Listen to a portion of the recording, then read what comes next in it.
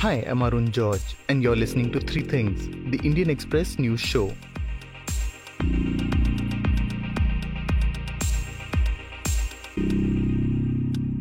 Late on the night of 2nd July, a team of around 20 policemen drove to the Bikru village near Kanpur city in Uttar Pradesh.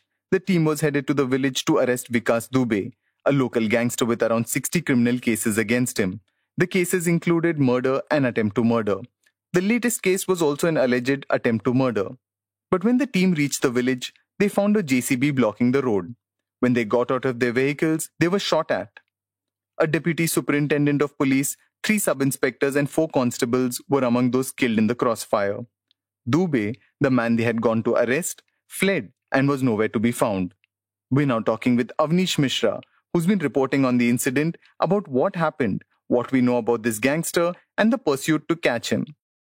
So, Avnish, could you start by talking about this incident itself, which took place on Thursday night? Has the UP police ever seen so many casualties while attempting to arrest a person?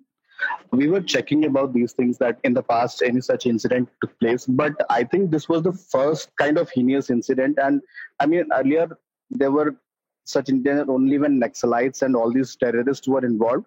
But given that he was a local gangster, I think this is the first time in the history of UP police. Now, going back to the raid itself, the police party of around 20 people went on Thursday night. Is there any clarity on why they went in the night? Actually, when we tried to talk to the police about this, what they said is that all these things, the raids and such kind of encounters, depend on the information provided to the police. So based on the information they got, they decided to go late night.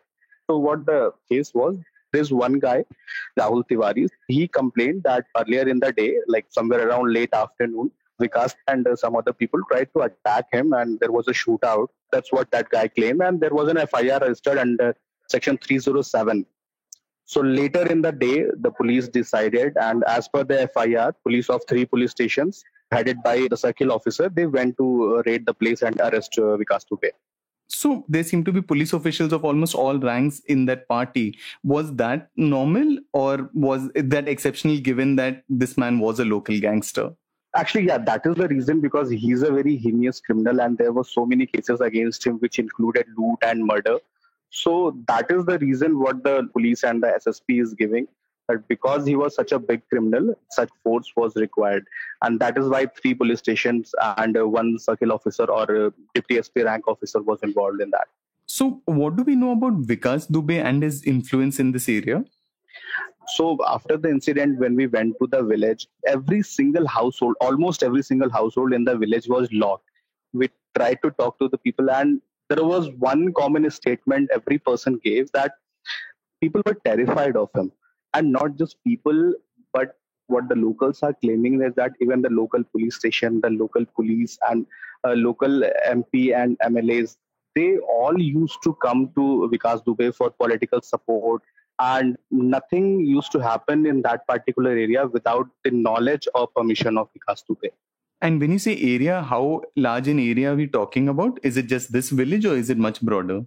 No, not just this village, but it is safe to say that the whole Vidhan Sabha area or the assembly segment. So his influence was over the whole Chaubepur Vidhan Sabha. And is it purely because he was involved in criminal activities, or did he have any other businesses that kind of supplemented it? Actually, what as per the claims of his political rivals and some of the locals, all the criminal activities were his business, like taking money from people, extortion, illegal land grab. So these things, as per the people, these things were his source of income. And why people were terrified of him, it all started mainly in early 2000 when Vikas Dubey was accused of killing a minister, a state minister in a local police station. And since that incident took place, Vikas Dubey was named in that FIR, but nothing happened eventually. People started realizing that he's a big figure and he's powerful and no one can do anything to him. And from that point of time, this reputation started building up and he became such a big gangster. But as you mentioned, Vikas Dubey has been arrested in the past and he's even been sent to jail. Is there any report of violence in the past when he was arrested? Not as such, but yeah, as I told you that he allegedly killed a minister in a police station inside. So apart from that, I don't think there was any incident that came out into the public. But at the same time, there are reports that before this incident on Friday, just a few days ago, I mean, these are just allegations and police has not yet confirmed it. They have not denied it, but not even confirmed it.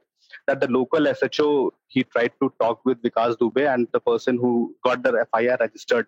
That time, Vikas Dubey kind of manhandled the complainant in front of the SO. So yeah, we can say that these things did not happen because not even the police, not even the policemen tried to go against Vikas Dubey. That is safe to say, yeah. Dubey was convicted for the murder of a retired school principal named Siddheshwar Pandey and was out on bail. Also, what do we know about why Vikas Dubey's supporters were prepared in advance with a JCB and guns? Because that sounds like a lot of preparation. Yeah, exactly. I mean, there is no denial that they knew the police force was coming. And there are points like there was a JCB machine blocking the road and they were already on the roofs from the three sides. So definitely they knew. And that is very much part of the police investigation. And what the police is saying, there is a huge possibility that someone from the police department itself informed Vikas Dubey. And that is the reason why the local SO has been suspended. And the local SO is under scanner. And the whole police station have been removed from that particular police station and sent to either the police lines or suspended. So it is safe to say that the involvement of local police is very much under scanner. So how many policemen in all have been moved out of this police station over this incident? I think it's more than 50, somewhere around 50. Every single official in the Chaubepur police station has been. Okay, and the allegation is over this because they don't know which police officials involved in this. Exactly. I mean, not just that, but there are other allegations against the SO also. You might be knowing that recently there was a letter making rounds on the social media written by the circle officer who was martyred in the raid. And the letter was written to the SSP, that time Anant Dev. And in that letter, the CEO suspected that the local SO has connection and links with Vikas Dubey. And they frequently talk to each other and they have close relations. So that is the reason it is very much suspected. And as I told you, people are saying that the local police station was in his pocket. So it is highly possible that someone from the police station informed him. And there is another important point, which is another allegation that right before the raid started, the lights of the village were cut. So there was no source of light over there. And that definitely helped the criminals and the assailants in attacking the police. And were the personnel from the local police station involved in this raid also, or were they somehow not part of it? No, they were very much part of it. As I told you, there were 3 police stations involved. The first one was the Shivrajpur police station. The second is Chaubepur police station and Bithur police station. The Chaubepur police station is the police station under which this particular village comes. Okay, so essentially, whoever gave the information even potentially put their own colleagues at risk in a sense, that as in people within the same police station. Yeah, definitely. On Wednesday, 2 policemen were arrested for their alleged involvement in tipping off Dubey about the impending raid. And also, what was the weaponry that Vikas Dubey's men used to target the police, and where they even believed to have gotten them from? There is no confirmation on this, but I was talking to a constable who was part of the raid. So what he said that based on the sound, what he suspected is that they had automatic weapons, they had rifles and pistols.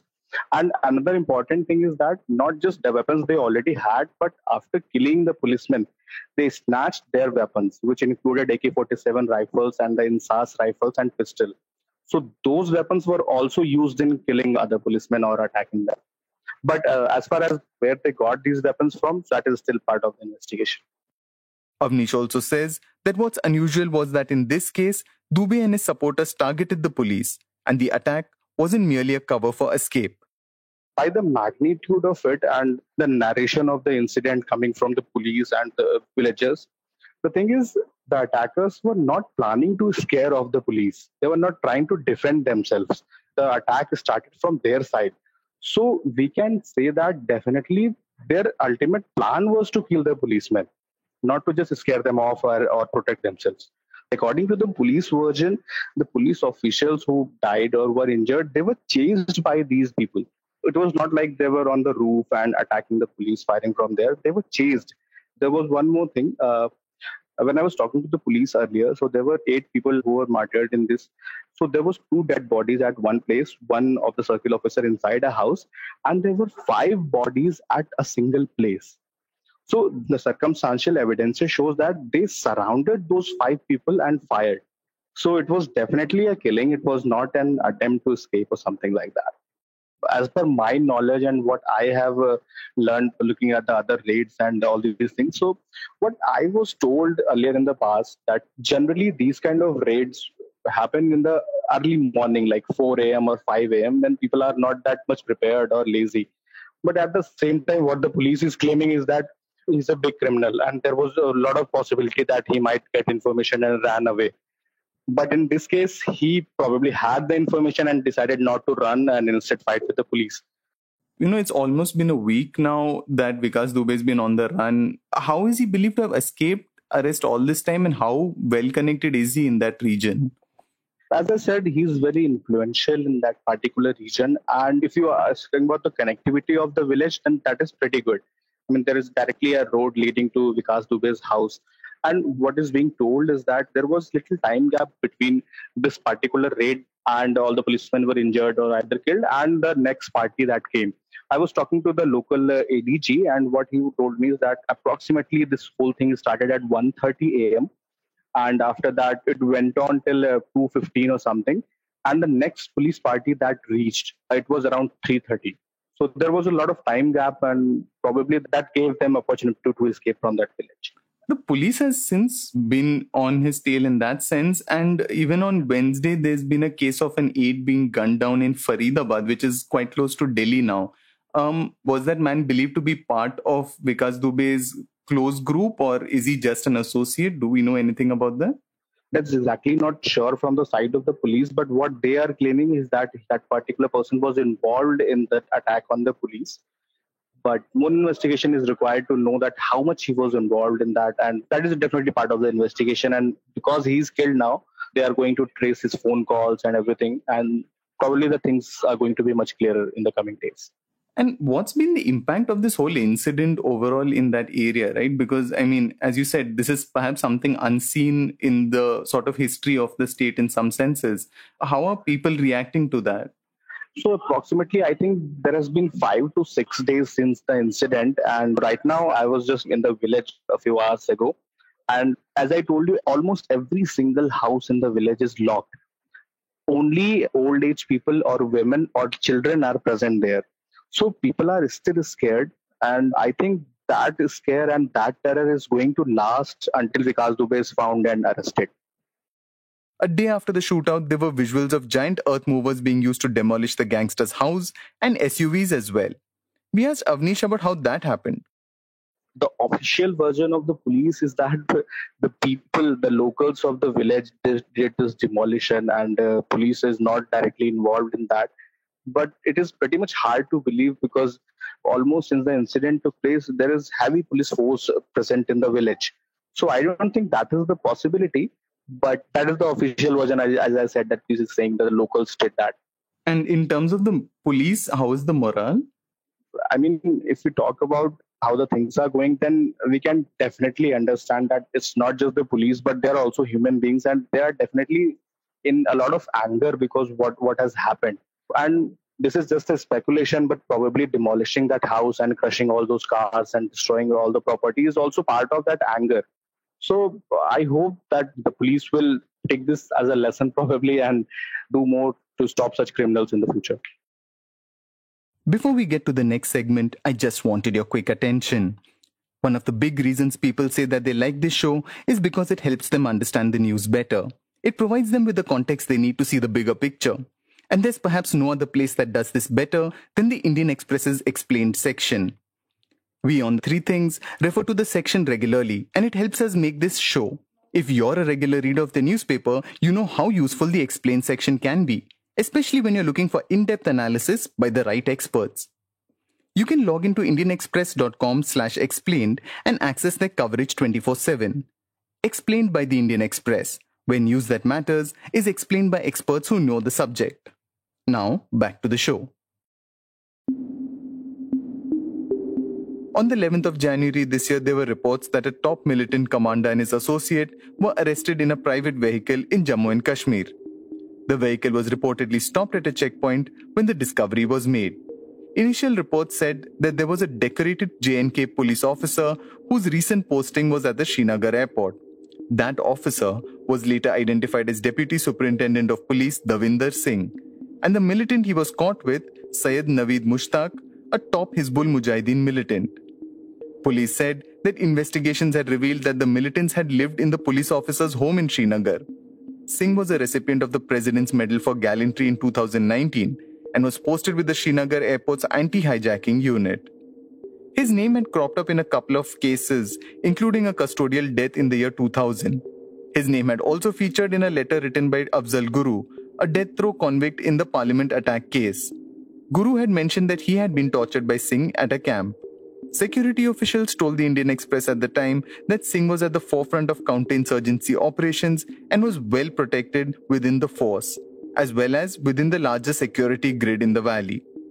On Monday, the National Investigation Agency filed its charge sheet against Singh. We're now speaking with the Indian Express's Deeptiman Tiwari about what the agency has said about the police official's role in terror operations. So, Deeptiman, could you start by explaining what are the main charges against Davinder Singh? Davinder Singh has been accused by the National Investigation Agency in his charge sheet of aiding and abetting activities of Hizbul Mujahideen, terror activities of Hizbul Mujahideen in the Kashmir Valley. In fact, NIA charge sheet has gone on to say that he was being groomed by Pakistani officials for obtaining sensitive information against India. It has also said that he had helped Hizbul Mujahideen terrorists to obtain weapons from across the border. He has also been accused of being part of the Hawala network that funds HUM network in the Kashmir Valley. So basically, what the NIA charge sheet has mentioned is that Davinder Singh was in touch with certain officials of Pakistan High Commission in New Delhi through secure social media platforms. I am quoting the charge sheet verbatim. Investigation revealed that he was being groomed by Pakistani officials for obtaining sensitive information. Now, this is a big charge against somebody who was, until his arrest, a serving police officer of Jammu and Kashmir Police. There are very few occasions in the police history in this country where you will come across this kind of a thing, especially in a zone which is as sensitive as Kashmir. So, does the charge sheet make any mention of how Singh ended up working with the militant group after being part of counterinsurgency for so long? Well, the charge sheet does not detail his journey from being important police officer in Jammu and Kashmir to hobnobbing with Hizbul Mujahideen terrorists. However, it does make a mention that he had turned into a mercenary. He was doing it for money, and while doing it for money, he had gotten completely enmeshed with the Hizbul Mujahideen network and Pakistan's ISI. So it basically says that he was arranging weapons, he was providing shelter to HUM terrorists, he was providing them transportation. As you all remember, he was arrested with HUM terrorist Naveed Babu while ferrying him to Jammu in his own I-20 car.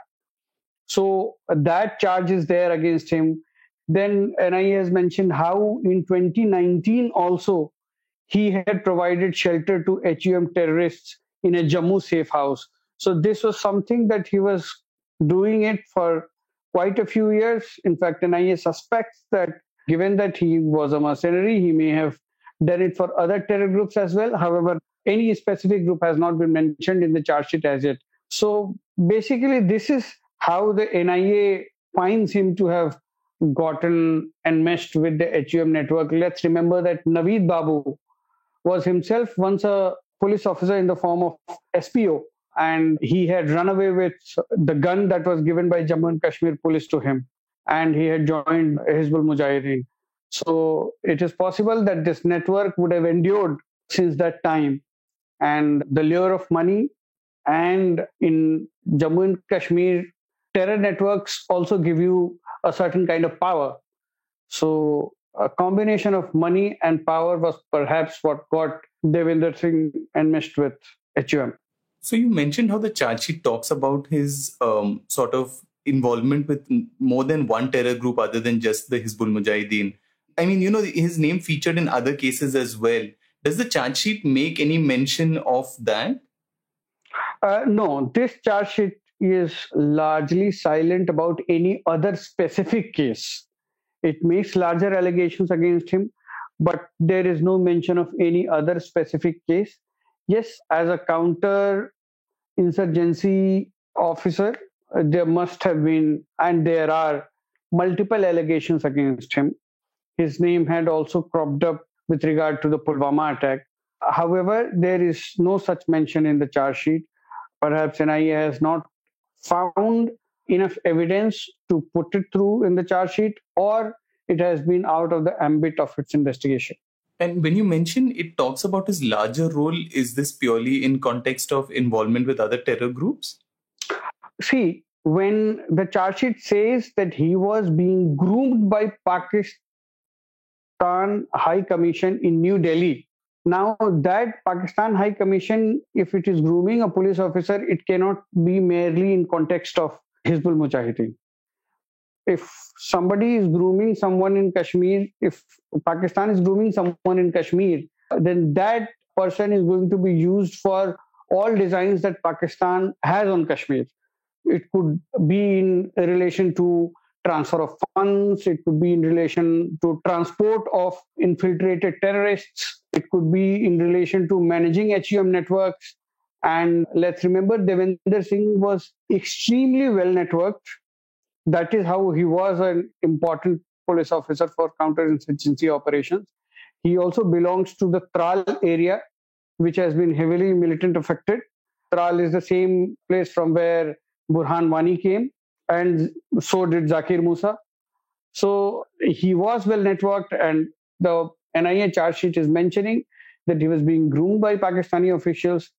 It definitely means that he was being used for all kinds of purposes. In this case, the charge sheet has been filed, but how many other cases are pending against him, or is this the only case? The National Investigation Agency has only this case against him, because this case was transferred by Jammu and Kashmir Police to the National Investigation Agency. He is facing certain allegations in Jammu and Kashmir as far as torturing people is concerned, or certain other issues of drug trafficking also came against him, some issues of financial irregularities as well. However, those are with the Jammu and Kashmir Police. And as far as we know, no cogent action has ever been taken against him in these matters, because he continued to remain a very, very important cog in the wheel of counterinsurgency operations in Jammu and Kashmir.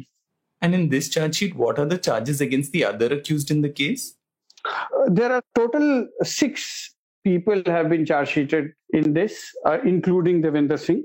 Among them, of course, there is Naveed Babu, who was the district commander of Shopian.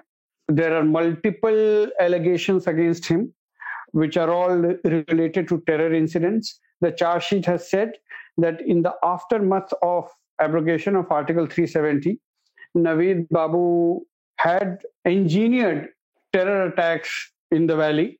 Then there are allegations against one advocate who was subsequently arrested in the case. His name is Irfan Shafi Mir. NIA has alleged that Irfan Shafi Mir tried to, at the behest of Pakistan, and that he had been meeting Pakistani officials, and he has been in touch with certain people in Pakistan. And at the behest of Pakistan, he had tried to create unrest in the valley in the aftermath of abrogation of Article 370.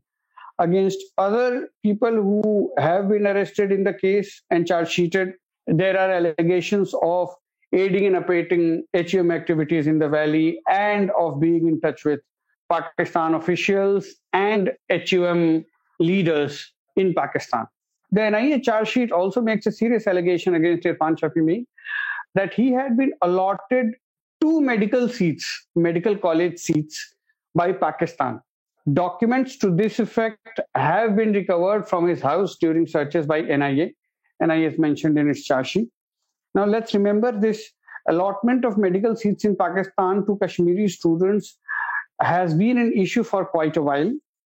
In fact, in its previous charge sheet, NIA had mentioned that through this scheme, Pakistan was basically grooming a set of intellectuals in Kashmir Valley who would in the future either join the government or be in the private sector but remain aligned to Pakistan.